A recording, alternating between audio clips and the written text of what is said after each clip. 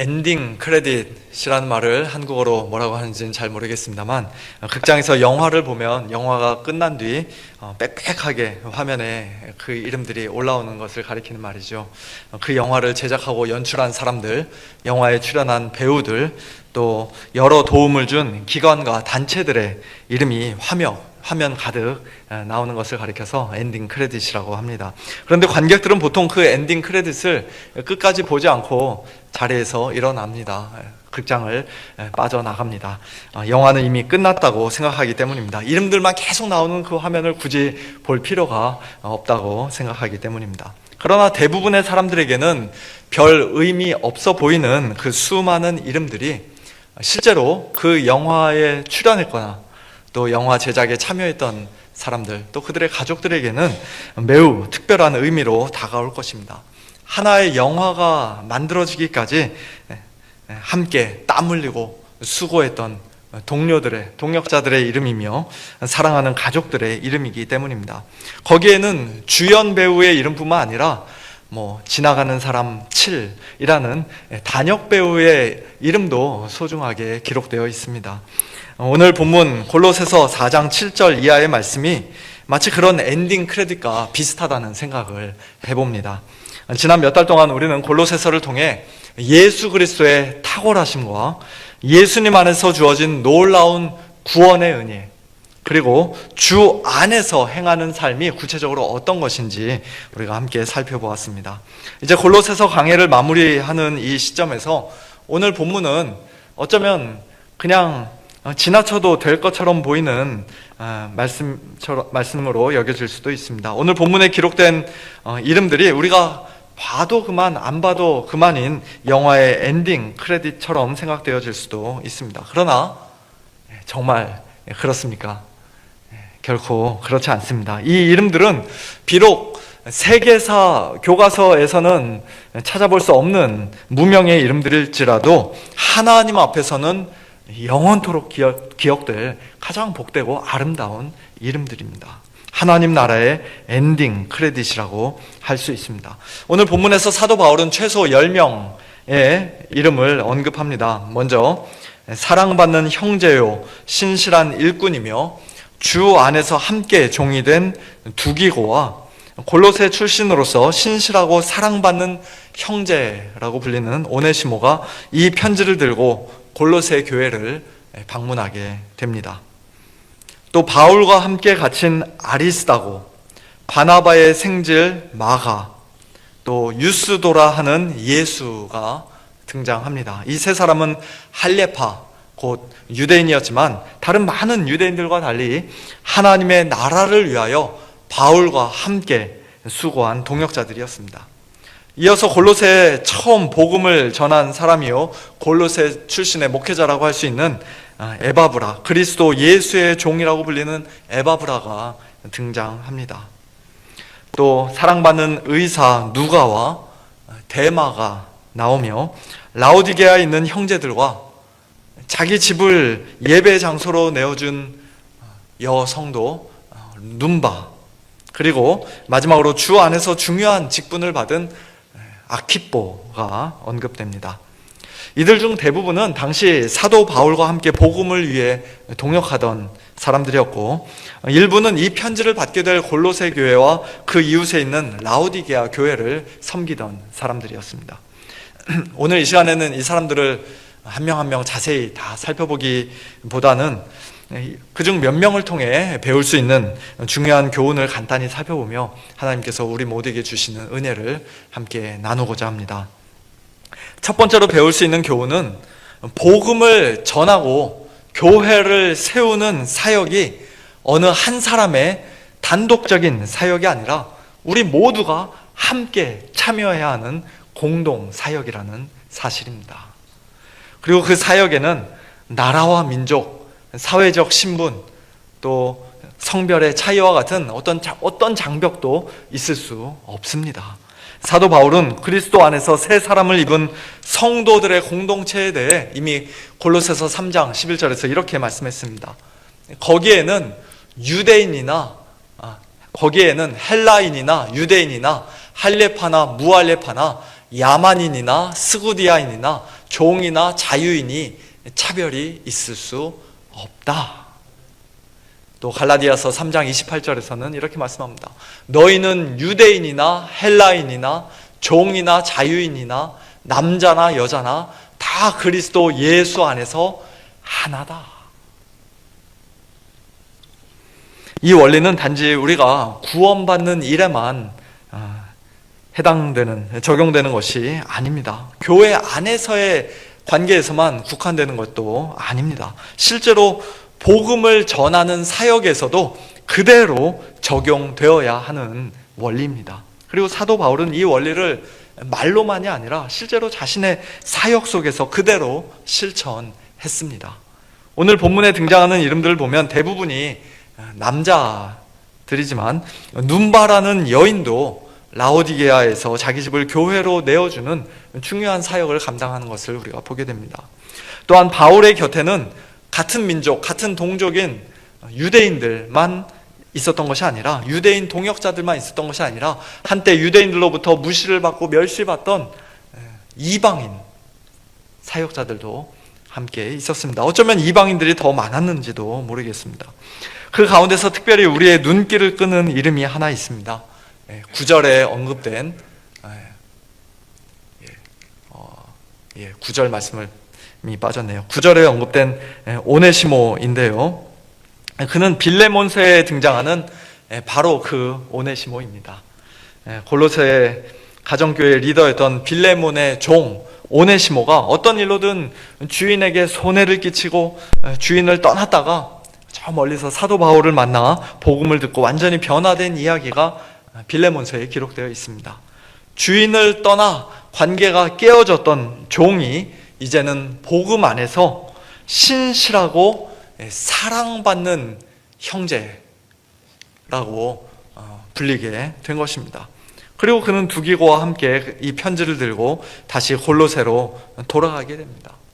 그곳에는 자신의 옛 주인이었던 빌레몬도, 다시는 만나고 싶지 않았던 그 빌레몬도 분명 있었을 것입니다. 빌레몬과 오네시모 이 두 사람이 어떻게 화해하고 또 용서하게 되는지에 대해서는 우리가 조만간 빌레몬서를 통해 좀 더 자세히 살펴볼 계획인데요. 어쨌든 오늘 본문에서 중요한 사실은 사도 바울이 아무리 뛰어난 능력과 많은 은사를 가진 사람이었다 할지라도 혼자서는 결코 이 복음 사역을 온전히 감당할 수 없었다는 것입니다. 그는 다양한 동역자들을 필요로 했습니다. 남자와 여자, 유대인과 이방인, 종과 주인, 부자와 가난한 자, 의사와 사역자 등등 서로 다른 다양한 사람들이 차별 없이 함께 참여해야 했습니다. 그렇게 함께 사역할 때 그들은 서로 위로를 주고받았습니다. 8절에서 바울은 이렇게 말씀합니다. 내가 두기고를 특별히 너희에게 보내는 것은 너희로 우리 사정을 알게 하고 너희 마음을 위로하게 하려 함이라. 또 11절에서도 그들은 할례파이나 이들만은 하나님의 나라를 위하여 함께 역사하는 자들이니 이런 사람들이 나의 위로가 되었느니라고 말씀합니다. 바울의 동역자들을 통해 성도들이 위로를 받고 또 바울 역시 위로를 받았던 것입니다. 지난 수요일 아마존에서 사역하시는 라원주 선교사님께서 오랜만에 우리 교회를 방문하여 선교 보고를 해주셨습니다. 선교사님께서는 아마존에서의 사역을 우리 교회 성도님들 앞에서 함께 나눌 수 있다는 사실만으로도 참 너무나 감사하고 위로가 된다고 그렇게 저에게 이야기를 하셨습니다. 또 우리 역시 선교사님의 그 선교 보고를 들으면서 참 우리가 할 수 없는 일을 대신 해주고 계시는 선교사님 때문에 위로를 받고 또 선교사님을 통해 지금도 놀라운 일을 하고 계시는 하나님을 바라보며 위로를 얻었습니다. 선교 보고를 들을 때마다 느끼는 것입니다만 아마존 정글 선교는 정말 아무나 할 수 없는 일인 것 같습니다. 라 선교사님은 분명 그 사역에 매우 적합한 분이십니다. 한국에서 예전에 군대 특수부대를 나오셨기 때문에 어떤 상황에서도 적응하고 살아남을 수 있는 그런 능력을 가지신 분이십니다. 그럼에도 불구하고 그 사역은 지난 수요일에 선교사님도 말씀하셨듯이 결코 선교사님 혼자서 감당할 수 있는 일이 아닙니다. 비록 우리가 아마존 깊은 곳까지 함께 갈 수 없고 또 단기 선교조차 쉽지 않은 것이 사실이지만, 그러나 우리는 여기서 기도로 또 물질로 우리가 그 사역에 함께 참여할 수 있습니다. 몇 년에 한 번 교회를 방문하실 때 반갑게 맞이하다가 다시 선교지로 떠나시면 금세 잊어버리고 더 이상 기도하지 않는다면 그것은 하나님 나라의 사역에 참여하는 자로서 참 너무나도 부끄러운 일입니다. 마지막 날 하나님 나라에서 온전하게 드러날 그 영광스러운 엔딩 크레딧에는 우리가 잘 아는 유명한 목회자들보다 어쩌면 오히려 아무도 알아주지 않는, 그저 묵묵히 헌신하고 수고하셨던 우리 선교사님들의 이름이, 그리고 또 멀리서 기도와 사랑으로 함께 동역했던 수많은 성도들의 이름이 더 앞부분에 적혀 있을지도 모르겠습니다. 사랑하는 성도 여러분, 복음 사역은 결코 한 사람이 감당하는 일이 아니라 우리 모두가 함께 참여해야 하는 공동의 사역입니다. 이 사실을 다시 한번 마음에 깊이 새기고 언제 어디서든지 어떤 모습으로든지 하나님의 나라와 복음을 위해 한 마음으로 함께 수고하며 또 서로가 서로로 인해 위로를 주고받는 그와 같은 우리 모두가 될 수 있기를 예수님의 이름으로 축원합니다. 오늘 본문에 언급된 많은 이름들을 통해 우리가 배울 수 있는 또 하나의 중요한 교훈은 동역자들 사이의 관계가 언제나 순탄하기만 한 것은 아니며, 그렇다고 해서 한번 깨어진 관계가 결코 회복할 수 없는 것도 아니라는 사실입니다. 처음에 언급했던 오네시모도 좋은 예가 될 수 있겠습니다만, 특별히 마가를 통해 우리는 한때 깨어졌던 관계가 다시 아름답게 회복하는 경우를 보게 됩니다. 그리고 반대로 처음에는 함께했던 동역의 관계가 끝까지 이어지지 못하고 중간에 끊어지는 그런 안타까운 경우는 우리가 데마를 통해서 보게 됩니다.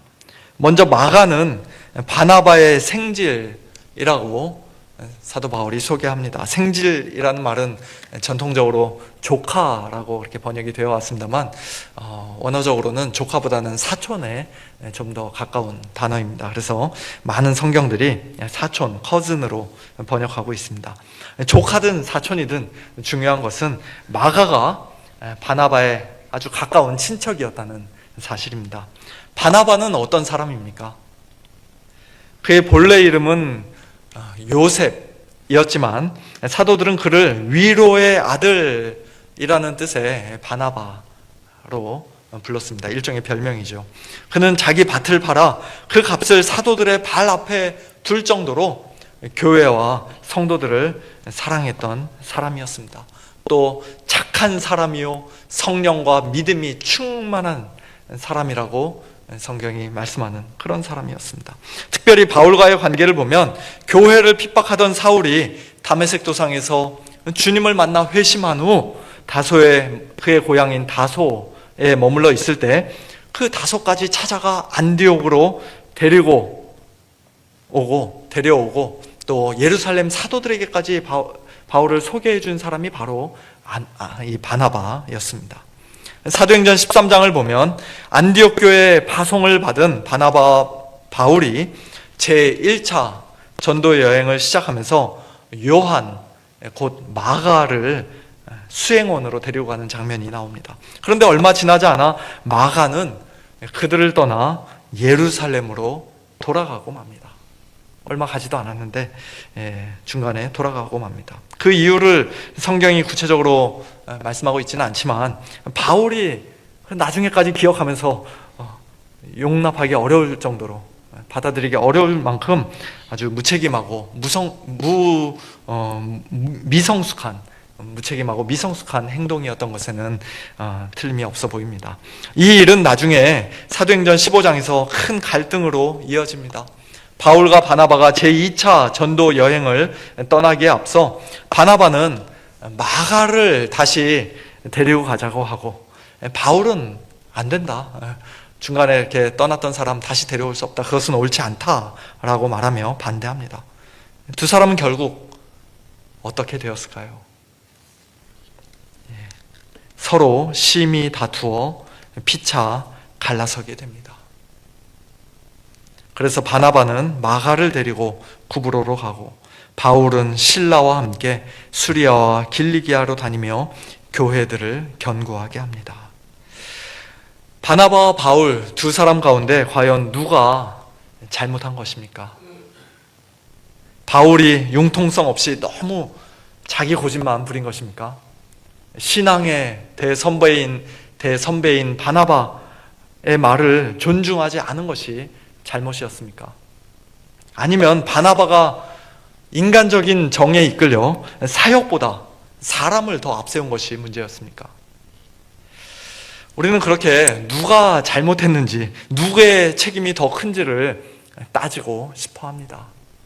그러나 성경은 어느 한 사람의 손을 들어주지 않습니다. 비록 이 사건 이후로 바나바에 대한 기록이 더 이상 등장하지 않는 것은 사실입니다만, 그렇다고 해서 바나바가 더 크게 잘못했다는 뜻은 아닐 것입니다. 이제 누가가 바울과 함께 동역했기 때문에 바울을 따라다니면서 바울에 관한 기록이 사도행전 후반부를 채우고 있죠.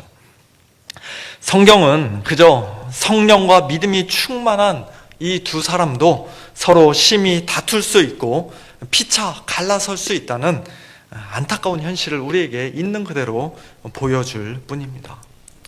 우리는 그런 다툼과 분열이 없었더라면 훨씬 더 좋았을 것이라 당연히 생각합니다만, 그러나 놀랍게도 하나님께서는 그 일까지도 사용하셔서 선을 이루셨습니다. 한 팀이 두 팀이 되었고, 더 넓은 지역에 더 많은 사람들에게 복음이 전해지게 되었습니다. 그 불미스러운 일을 통해 바울과 바나바도 자기 자신의 모습을 다시 한번 돌아보며 한층 더 성숙해지는 계기로 삼았을 것입니다. 하나님께서는 우리 인간들의 연약함과 잘못까지도 사용하셔서 결국 궁극적으로 하나님의 뜻을 이루시고 선을 이루시는 참으로 좋으신 선하신 하나님이십니다. 하나님께는 능치 못할 일이 없으십니다. 그것이 얼마나 감사한 일인지 모르겠습니다.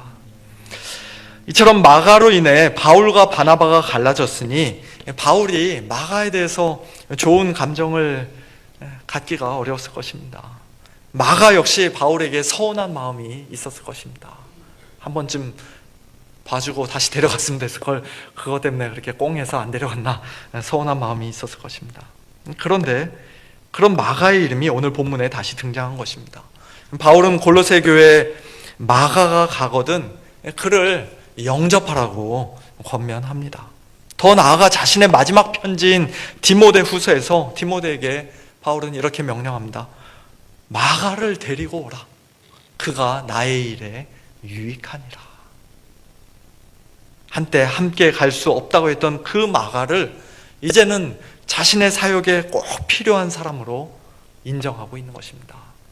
죽기 전에 한번 만나보면 좋겠다 싶은 사람으로 생각하고 있는 것입니다. 두 사람의 관계가 언제 어떤 과정을 통해 회복되었는지 성경이 자세히 말씀해 주지는 않습니다만, 그러나 분명한 것은 한때 미성숙하고 책임을 다하지 못했던 마가가 훗날 바울의 사랑받는 동역자로 회복되었고, 더 나아가 복음서를 기록하는 일에까지 귀하게 쓰임받았다는 사실입니다. 마가복음을 마가가 쓰지 않았습니까? 사랑하는 성도 여러분, 이와 같은 놀라운 회복의 역사가 우리 각자의 삶과 또 우리 교회 가운데에도 동일하게 나타나기를 간절히 소원합니다. 그런데 오늘 본문에는 아름답게 회복된 이 마가와 정반대되는 인물도 한 명 기록되어 있습니다. 바로 데마입니다. 데마는 사도행전에 등장하지 않기 때문에 언제부터 사도 바울과 함께 사역했는지 우리가 알 수 없지만, 골로새서와 빌레몬서에는 바울의 동역자로 그의 이름이 기록되어 있습니다. 그런데 한 가지 우리가 주목해 봐야 할 아주 특이한 점이 있습니다. 사도 바울은 다른 동역자들에게는 여러 가지 다양한 수식어를 붙여서 소개를 했는데 유독 데마에게는 아무런 수식어를 붙이지 않았다는 사실입니다. 오늘 본문에서는 사랑을 받는 의사 누가와 또 데마가 너에게 문안하느니라. 그냥 데마 앞에는 아무 말이 없습니다. 빌레몬서에서도 다른 동역자들과 함께 이름만 간단히 언급될 뿐입니다. 이것이 단순한 표현상의 차이인지 아니면 어떤 불길한 암시를 담고 있는 것인지 바울이 이때부터 뭔가 좀 눈치를 채고 어떤 쎄한 느낌을 받았는지 확실하지는 않습니다만, 시간이 흐른 후 바울은 디모데후서 4장에서 매우 충격적인 말씀을 합니다. 데마는 이 세상을 사랑하여 나를 버렸다. 이 표현이 구체적으로 어떤 상황을 가리키는 것인지 우리가 단정하기는 어렵지만 매우 강한 표현임에는 틀림이 없습니다. 어쩌면 그냥 단순한 잠깐의 방황이 아니라 신앙의 배도를 가리키는 표현인지도 모르겠습니다. 물론 이것이 데마의 최종적인 결말이 아니었을 수도 있습니다.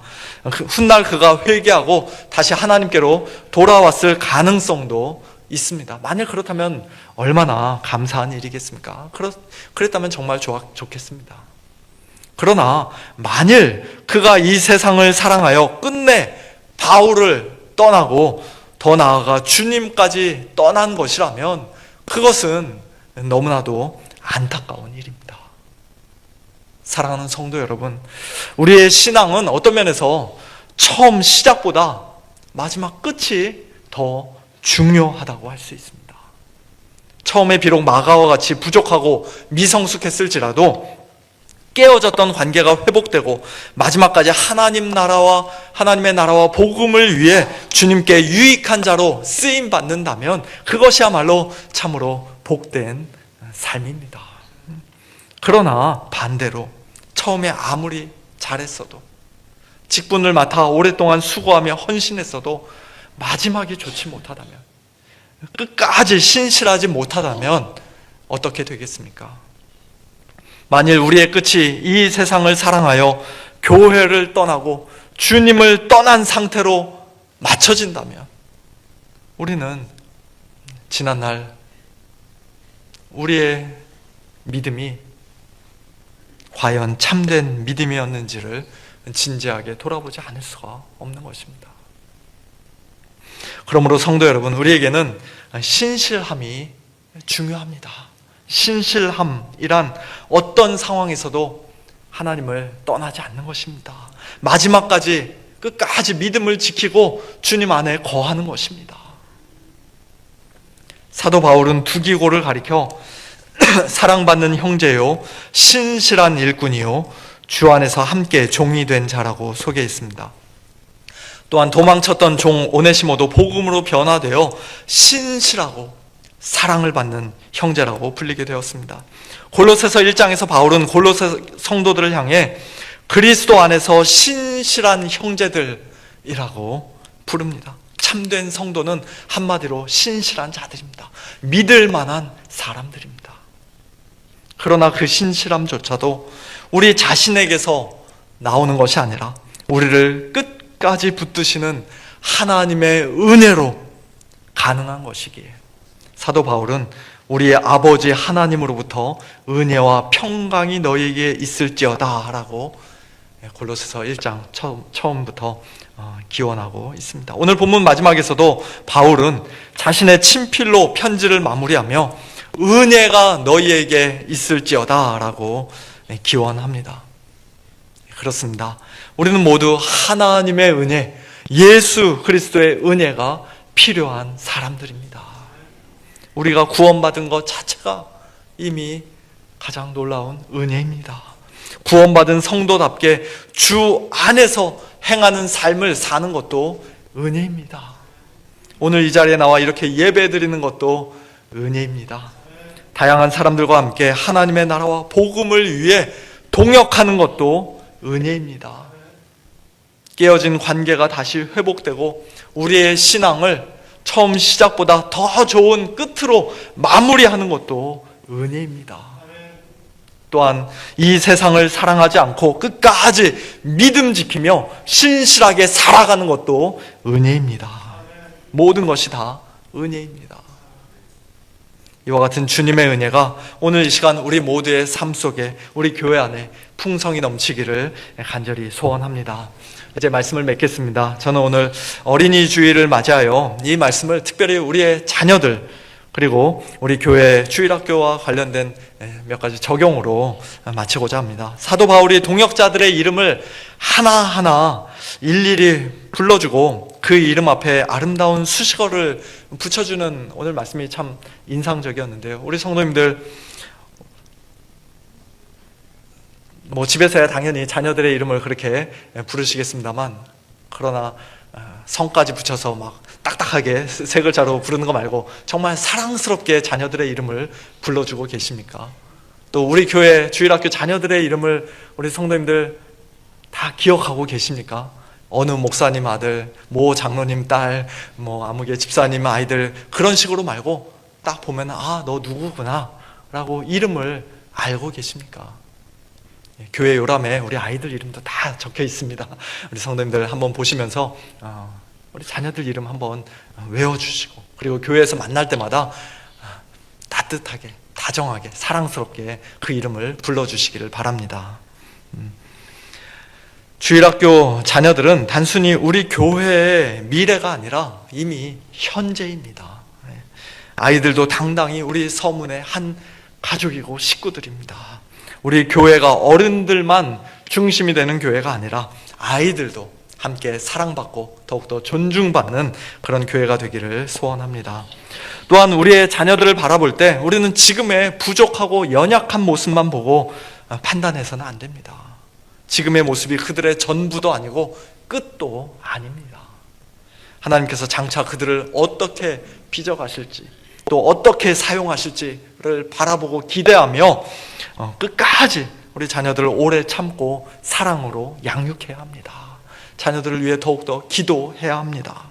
단순히 세상에서 잘되고 크게 성공하기를 위해 기도하는 것이 아니라 하나님 나라의 신실한 일꾼으로 쓰임받기를 위해 기도해야 합니다.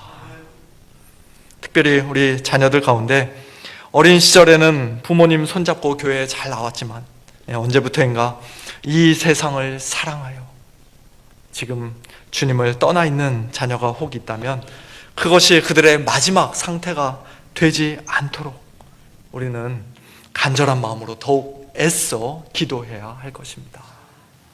하나님께서 우리 자녀들에게 은혜를 주셔서 주님께 속히 다시 돌아오게 하시고 우리 부모 세대보다 더 뜨겁게, 더 전심으로 주님을 사랑하게 하시며 하나님의 나라와 복음을 위해 귀하게 쓰임받는 자녀들이 되도록 마지막 날 하나님 나라의 그 영광스러운 엔딩 크레딧에 그 이름이 하나도 빠짐없이 기록되는 복된 자녀들이 되도록 날마다 기도하는 우리 부모님들 되시기를 예수님의 이름으로 축원합니다.